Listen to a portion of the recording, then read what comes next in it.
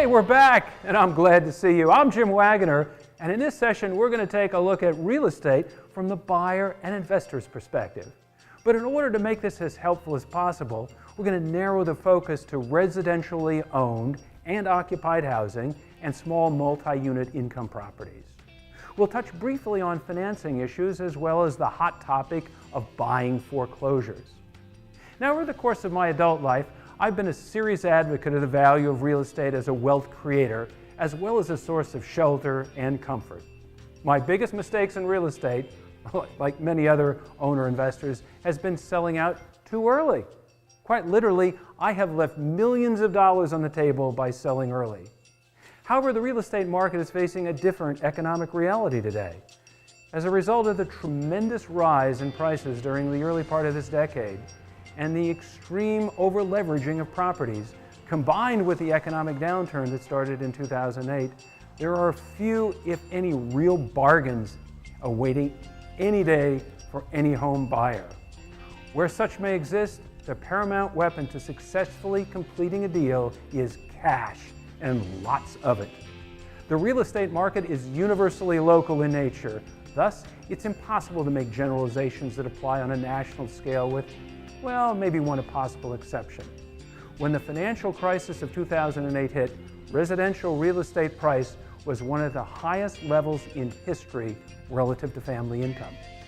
Since 2008, prices have fallen by a considerable amount. In some submarkets like Florida, California, Nevada, and Arizona, for example, the amount of the decline, according to the highly respected Case-Shiller Home Index, has been more than 25%. And in the case of Nevada, even more. Even so, home prices, according to Case-Shiller, are back to 2003 levels. So is that by itself a bargain? Does the fact that unemployment in each of these four states just mentioned rank among the highest levels in the nation make a difference? Or does the fact that mortgage defaults and foreclosures are higher here than elsewhere suggest that over-leveraging is at the heart of the real estate valuation uncertainties?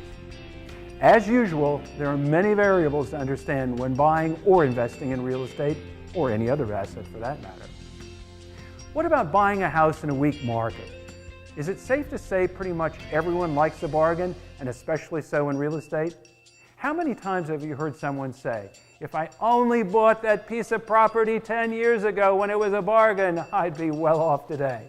Well, real estate prices aren't quite at levels of 10 years ago, but there is not a question that they're very well below peak levels. Will present prices turn out to be a bargain in 10 years from now? Obviously, no one knows for certainty. One thing is clear. A buyer has more leverage today than at any other time in the last decade. So if you have cash, your leverage is even better, since mortgage financing for home purchases remains very scarce. So what are the important things to consider? First of all, buying versus renting is an important first step. Sometimes it's less expensive to purchase a home than it is paying rent to the landlord, but not always. There are no simple economic rules other than supply and demand for housing and perhaps the cost and availability of mortgages. Even though there are few more satisfying moments than the pride of home ownership, do your homework first. In calculating home ownership, don't overlook those hidden costs like property taxes, maintenance, as well as the benefits like tax deductibility of mortgage interest and property taxes. Bargain or not, the purchase of a home is a major commitment. The weak real estate markets means that you should exercise even more caution than usual. Don't let the excitement of looking prevent you from following these guidelines.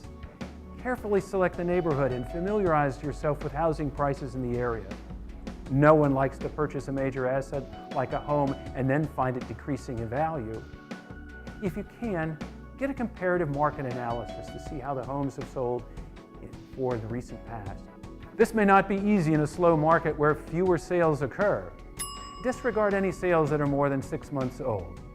Base your offer to purchase a home on that analysis, even if your offer is substantially below the seller's asking price. Next, get a professional inspection. A good home inspector can be more valuable than a real estate agent. After all, the agent could be representing the interest of the seller, but the home inspector is on your side. I've seen cases where a diligent inspector can save the buyer thousands of dollars, and this is especially true in a weak market. Also, get a letter of pre-qualification from a mortgage lender. This is not a mortgage commitment, but the letter indicates that the lender has reviewed your financials and considers you financially fit for a mortgage. This also tells the seller that you're a serious player and not just a window shopper. Unless you're a first-time home buyer, try this as much as possible to sell your current home first before buying another home. It's taking longer to sell homes these days. And if you can't afford mortgage payments on 2 homes, make sure you sell your current home before purchasing another. Be especially careful when considering purchasing a home in foreclosure. Is the foreclosure property in an area you desire? What is the condition of the home? Many foreclosure sales are done at auction with competing bids, and it's not always easy to perform all the due diligence you need.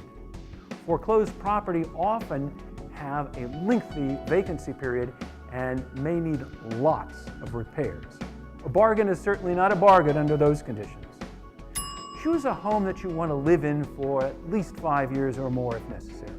When home prices are rising rapidly, you can purchase a home, live in it for a couple of years, and then sell it at a profit. With level or even declining prices, it's difficult to sell at a profit after just a couple of years, due to sales commissions and other costs associated with buying and selling a home. Thus, you should purchase a home you want to live in for at least 5 to 10 years, especially in the current real estate pricing climate. If you know you need to move in less than 5 years, you should probably rent. And finally, what about buying foreclosures? We talked about this just a few minutes ago. For the first-time home buyers or those who do-it-yourselfers in the audience, buying foreclosed property can be a great way to get started into home ownership. Otherwise, it may be better to leave foreclosure investing to those with deeper wallets and stronger stomachs. And here's why. In general, it's an economic reality that the larger percentage of foreclosed property tends to be in less desirable areas that may present side issues such as proximity to jobs, schools, public transportation, all of those sorts of things. The fact that foreclosed property may have had a long vacancy period, as we just mentioned, it may suffer from neglect or even vandalism. But repairs add to the cost, and sometimes the costs are not always obvious, even to the trained home inspection professional. Finally, a consideration about competition. Disposing of foreclosed property is often accomplished through the so-called public auction. Aside from other individuals seeking bargains, you will want to consider the competition from buying groups. These sometimes take the form of companies or investment pools that are organized for the sole purpose of buying large groups of foreclosed properties. These organizations come equipped with checkbooks in hand and well-defined senses of value. If you're competing in this crowd, make sure you've done your homework.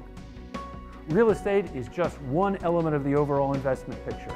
In our next edition, we're going to go deeper into the whole area of savings and investment. I'm James Waggoner. Please join us then.